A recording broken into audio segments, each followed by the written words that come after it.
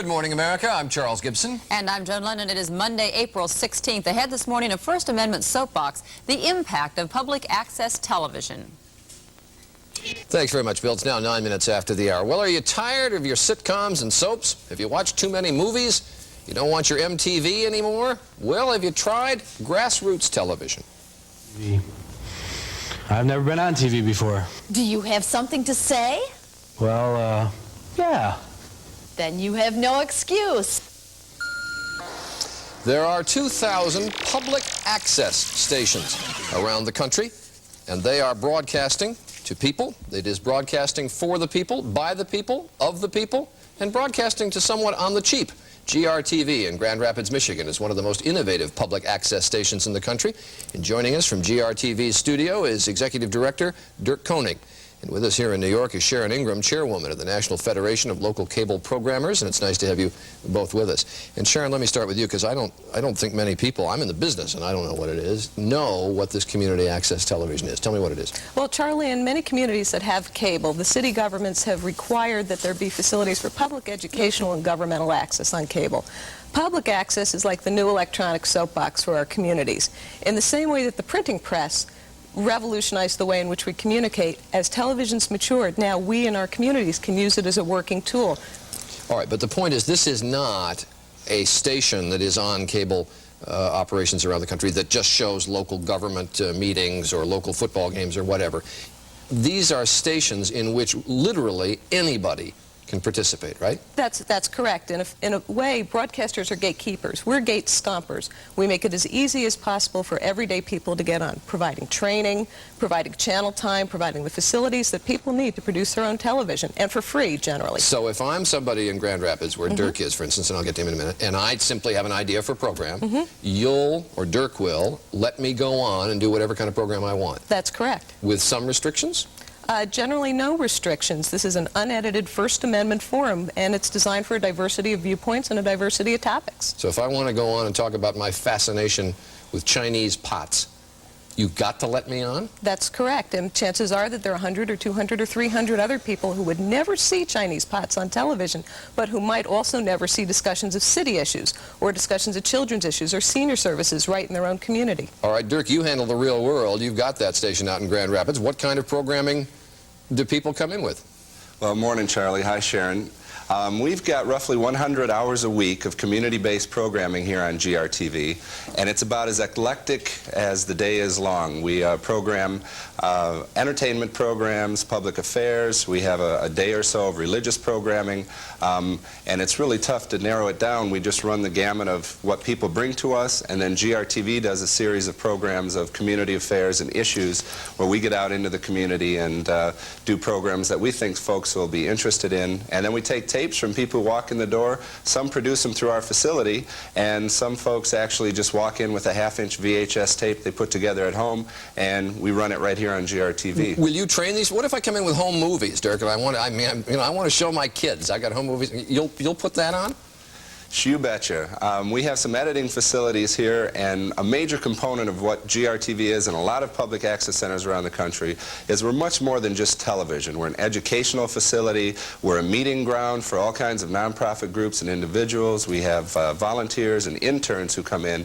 So we will help you take your concept, rip it out of your head, and work with you through training in portable production, studio production, and then editing to turn your idea into something that looks like what you might see on ABC on any given day. All right, let me ask you, do you have more programming than you can handle, or are there openings and you're still trying to get people to bring stuff in?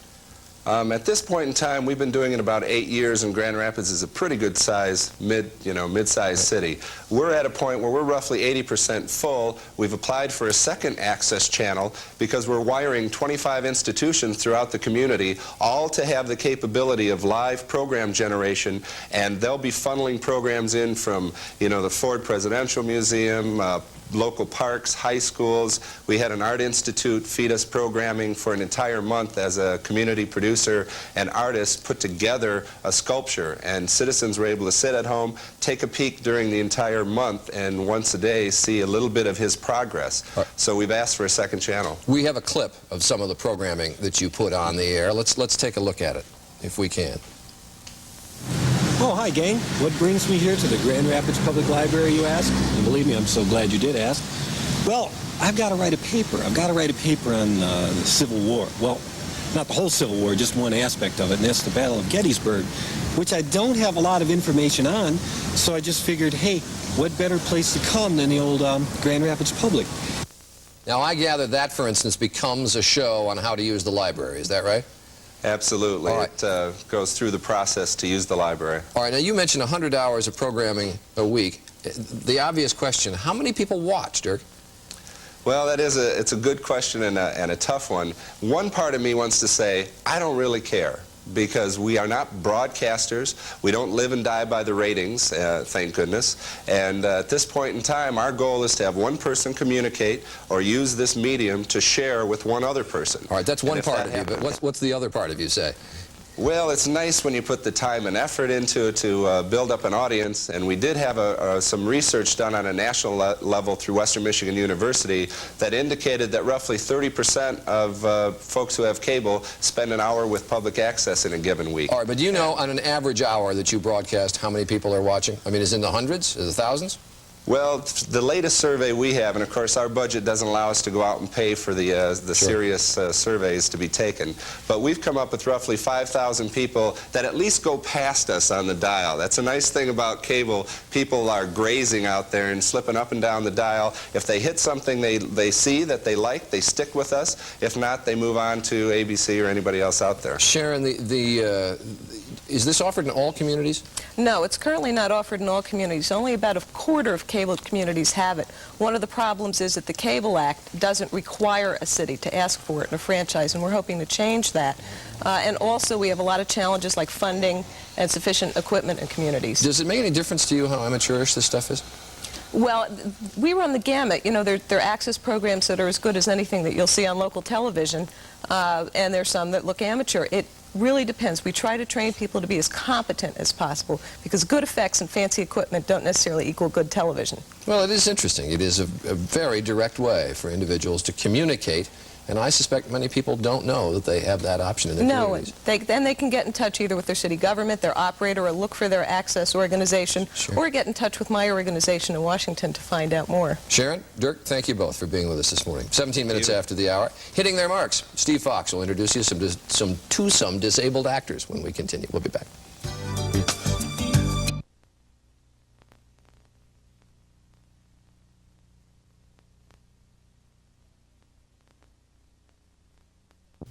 The network television spotlight was focused on Grand Rapids this morning.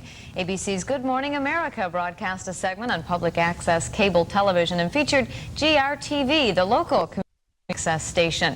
We sent reporter Catherine Barron along to find out why Grand Rapids and what is public access TV. Community access station GRTV has been active for 8 years in an industry that's about 15 years old. Public access has been called an electronic soapbox, an unedited First Amendment forum allowing anyone to put anything they want on the air. Well, are you tired of your sitcoms and soaps? Have you watched too many movies? You don't want your MTV anymore? Well, have you tried grassroots television? Grassroots station GRTV got the attention of network producers as one of the most innovative public access stations in the country.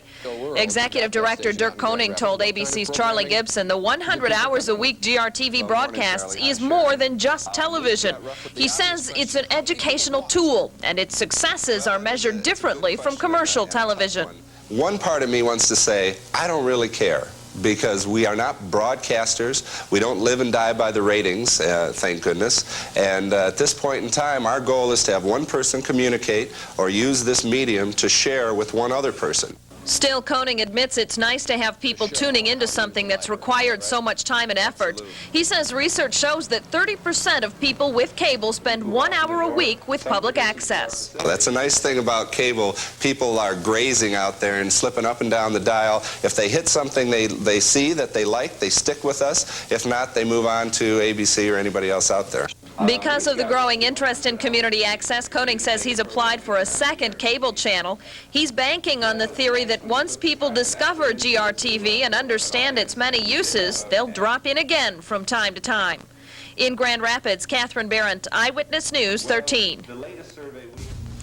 Good news. Yeah, I guess. Yes.